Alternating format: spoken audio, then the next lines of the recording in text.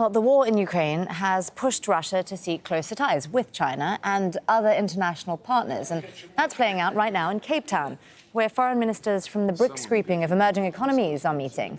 Brazil, Russia, India, China and host South Africa are discussing the possible expansion of the bloc. It's increasingly seen as an alternative to Western geopolitical dominance.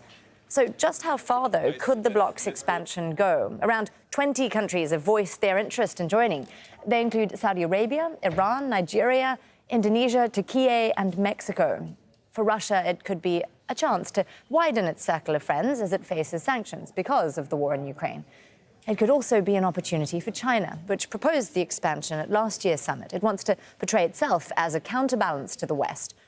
BRICS members are also looking at reducing reliance on the US dollar as a reserve currency, especially in trade, a policy known as de-dollarization. Well, let's speak to Fahmida Miller. She's across this for us in Cape Town.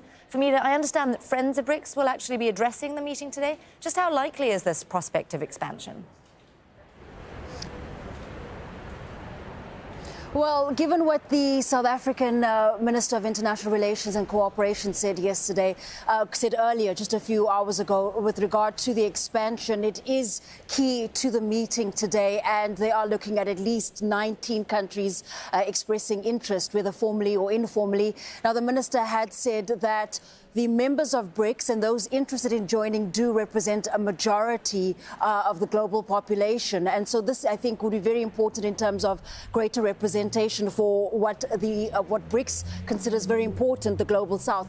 But to give us a better idea of what that expansion might look like and what it might involve, we're speaking to international affairs journalist Peter Fabricius. Now, Peter, the expansion is very important to BRICS at this point, especially in terms of creating this alternative opposed, the G20 or G7.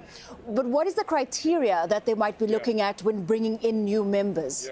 I think it is quite problematic in a way, actually, because, one of the main criteria is actually that no country that's admitted should have a really intractable issue with the BRICS member.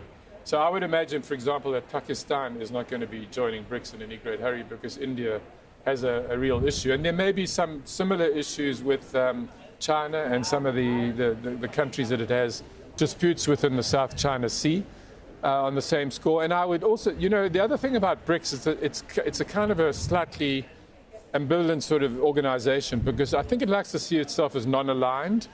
But, if in the increasing polarized world that we're in at the moment, where Russia and the West, NATO, are at each other's throats, to have one of those poles of the new conflict that is already a BRICS member creates a complication there. So I would say any country that has a kind of Western leaning, we're not going to get Australia joining. We're not going to get New Zealand joining. Any country that has a Western kind of orientation is unlikely to join. So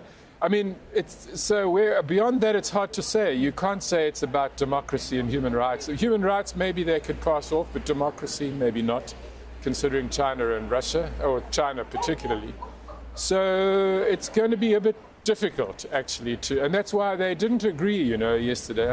The foreign ministers didn't agree on the expansion, and they kicked that ball down the road to the summit in August.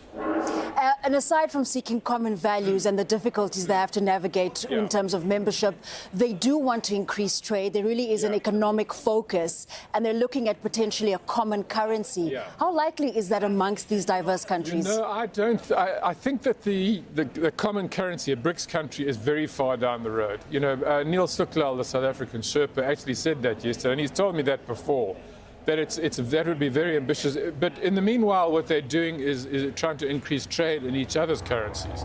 So, and the idea is clearly to try and reduce the dependence on the dollar, which also means, as Naledi Pandor, the South African foreign minister, said, is to increase their vulnerability to US sanctions, because those sanctions are very much about trading in dollar. So if you can trade in your own currencies, fine. And then somewhere down the line, maybe, that could evolve into a BRICS currency. Right, Peter, thank you very much for your time. Speaking there to Peter Fabricius, an international affairs journalist. These meetings will continue for the next couple of hours, but likely will wrap from amongst these foreign ministers today. Fahmida Miller there with all the latest for us from Cape Town. Thank you, Fahmida.